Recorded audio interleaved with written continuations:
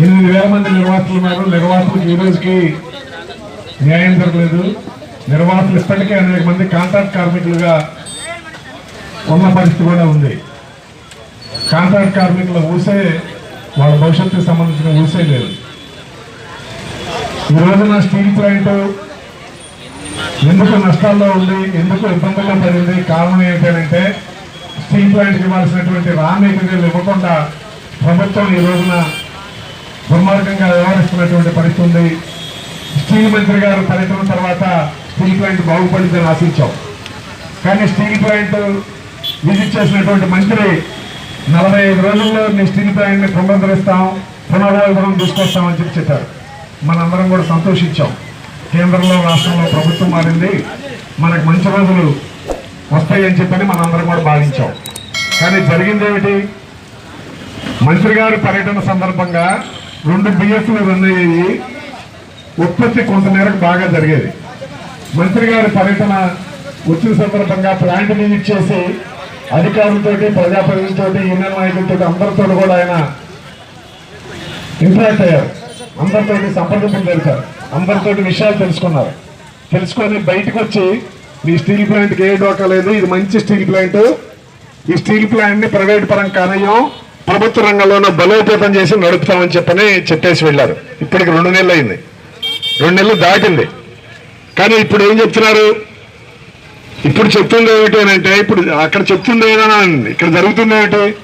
2 ఫర్నేసులు జరిగాయి, ఇప్పుడు 1 ఫర్నేసే రన్ అవుతుంది.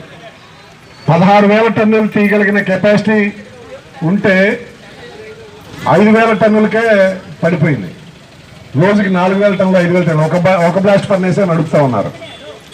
ఒక బ్లాస్ట్ ఫర్నేసే నడిపితే అందరికీ పని ఉండదు కాబట్టి పనుల నుంచి తీసేస్తాం, ఖర్చు తగ్గించుకోవాలి కాబట్టి హక్కును తీసేస్తామని చెప్పని నిన్న సాయంత్రమే ఒక సర్క్యులర్ వచ్చింది.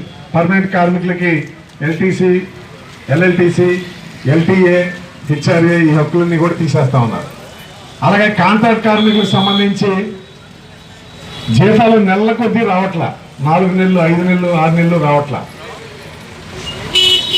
పనిచేస్తే జీతాలు రావట్లేదు. ఇప్పుడు కొత్తగా మళ్ళీ మీ 15 రోజుల డ్యూటీ 10,000 సెలవు, డే బై డే డ్యూటీ వేస్తామని చెప్పని చెప్తా ఉన్నారు. ప్రతి నెల జీతం వస్తేనే బతకడం కష్టంగా ఉన్నటువంటి కాంట్రాక్ట్ కార్మికులకి 15 రోజులు జీతంతో ఎలా బతుకుతారు?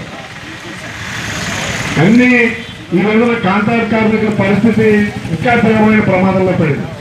సరే, పర్మనెంట్ కార్మికులకి కాంట్రాక్ట్ కార్మికులకి ఇలా ఉంది కదా, అధికారులు పర్లేదేమో అని చెప్పి అనుకున్నారు. నిన్న మధ్యాహ్నం లంచ్ టైంలో నేను మా ఆఫీస్కి వెళ్తే క్యాలెండర్లో ఆఫీసర్లు అందరూ ఇటువంటి పరుగులెట్టడం, లెక్కలేయటం, సార్ ఏంటి మా పరిస్థితిని మూకమ్మడిగా వచ్చి గుమ్ముగూడేసి మీ యూనియన్లో ఏదో చేయాలి, లేకపోతే మాత్రం ప్లాంట్ కాపాడబడదు, మన ఎక్కడ ఉండవు, మమ్మల్ని అందరికీ ఒకరికో ట్రాన్స్ఫర్ చేసి వస్తామన్నారు చెప్పిన పరిస్థితి.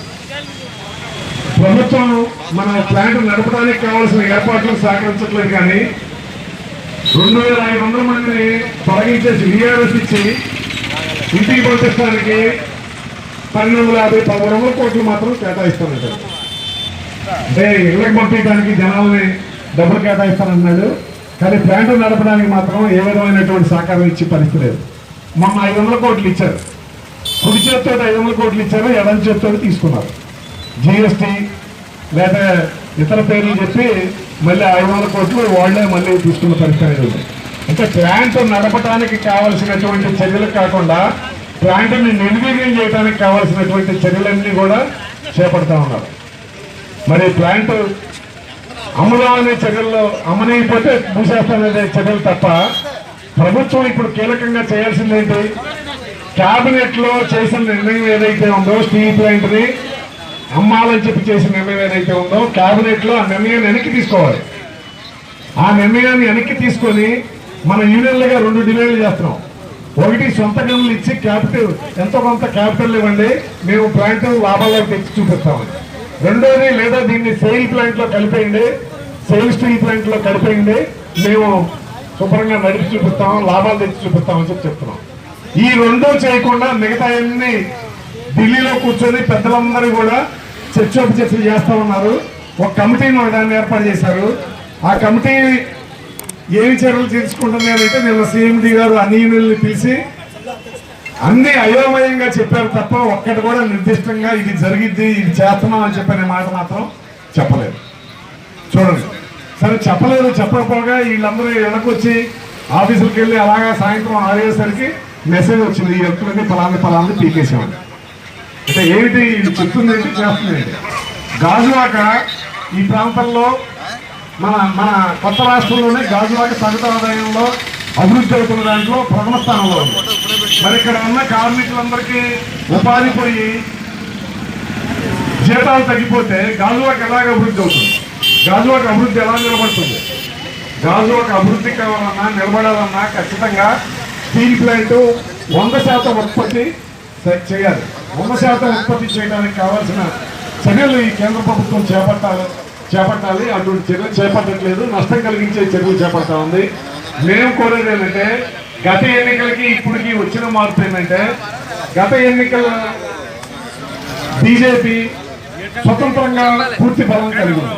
ఇప్పుడు బీజేపీ ఇక్కడ ఉన్నటువంటి టీడీపీ ప్రభుత్వం మీద ఆధారపడి బీజేపీ కేంద్రంలో ఉన్నటువంటి కేంద్ర ప్రభుత్వం నడుస్తుంది. రాష్ట్ర ప్రభుత్వం ఈ రోజున మన రాష్ట్రంలో ఉన్నటువంటి తెలుగుదేశం జనసేన పార్టీలు కేంద్ర ప్రభుత్వాన్ని ఒకటే డిమాండ్ చేయమని మేము అడుగుతున్నాం. స్టీల్ ప్లాంట్ లో మీరు కేబినెట్ లో మీరు చేసిన నిర్ణయాన్ని వెనక్కి తీసుకొని స్టీల్ ప్లాంట్ అభివృద్ధికి కావాల్సిన చర్యలు చేపట్టండి, లేకపోతే మేము ఇస్తున్నటువంటి మద్దతును మేము ఉపసంహరించుకుంటాం అనే ఒక్క మాట ఈ రోజు ఉన్నటువంటి టీడీపీ ప్రభుత్వం అంటే ఖచ్చితంగా మన సమస్య పరిష్కారం అవుతుంది. మన రాష్ట్రంలో కీలకమైనటువంటి పరిశ్రమ, పెద్ద పరిశ్రమ, ఈ పరిశ్రమను నిలబెట్టడం కోసం ఎందుకు మన రాష్ట్ర ప్రభుత్వం అటువంటి చర్య తీసుకోవాలని చెప్పని మేము అడుగుతా ఉన్నాం. రాష్ట్ర ప్రభుత్వం చిత్తశుద్ధితో ప్రయత్నం చేస్తే ఇతర రాష్ట్రాల ఒత్తిడి చేస్తే వాళ్ళ సమస్యలు పరిష్కారం అయినాయి. మన రాష్ట్రంలో కూడా అటువంటి ఒత్తిడి చేస్తే మన సమస్య కూడా పరిష్కారం అవుతుంది. పరిష్కారం దిశగా చర్యలు తీసుకోవడం మానేసి చాలా ఇబ్బందికరమైనటువంటి నష్టపరిచేటటువంటి పనులు చేస్తా ఉన్నారు. ఇది దుర్మార్గం.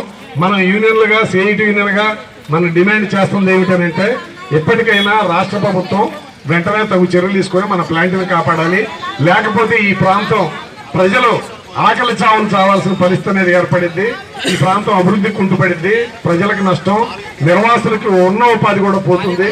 కాబట్టి వీటన్నిటిని దృష్టిలో పెట్టుకొని వెంటనే ఇక్కడ ఉన్నటువంటి తెలుగుదేశం ప్రభుత్వం చొరవ తీసుకొని ఈ ప్లాంట్ని కాపాడే చర్యలు తీసుకోవాలని చెప్పని మేము డిమాండ్ చేస్తూ ఈ రోజు జరుగుతున్న ధర్నాని జయప్రదం చేయడానికి వచ్చిన మీ అందరూ కూడా ప్రతి ఒక్కరికి పేరు పేరున ధన్యవాదాలు తెలియజేస్తూ ముగిస్తున్నారు.